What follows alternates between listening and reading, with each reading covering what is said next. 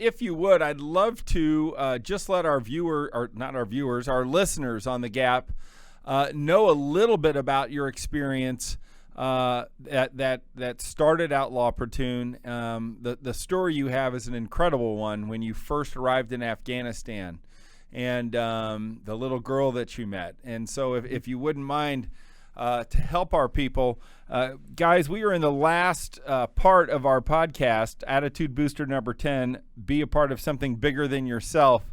And Sean's story when he arrived in Afghanistan is unreal. And we are going to talk and work with Sean to find out what being a part of something bigger than yourself is. And I think, your opening story might be a great way to do that. So if you wouldn't mind to oblige us with that story for our listeners.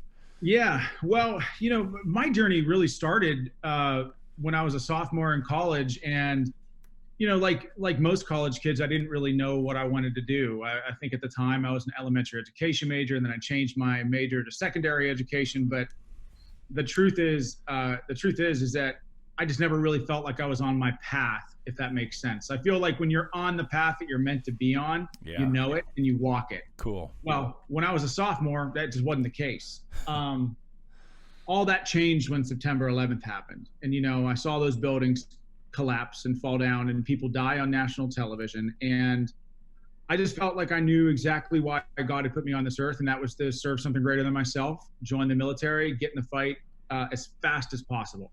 And, join the infantry, go to Ranger School, go to airborne school, do all that cool stuff so that I could take the fight to the enemy. And, eventually I got an opportunity to do that a few years later.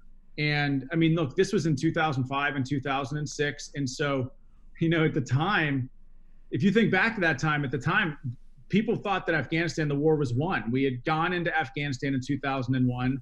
We had taken down the Taliban in 3 months. And to most Americans, their eyes were fixated on Iraq. The Taliban were defeated, and we were just involved in a stability and support operation over there. And man, I got to tell you, it was we had the exact opposite experience. Wow. And yeah, man, we didn't know what we were getting ourselves into. We didn't know the composition of the enemy. We didn't know how many people we were fighting, and we were just thrown into the meat grinder. And to your point, on my first day, I'm trying to wrap my mind around the enormity of being 24 years old and being a leader of 40 troops. That was my job. I was their platoon leader. I was their commander. Wow. And so I knew at the time that, every decision that I make, could forever alter the trajectory of their lives.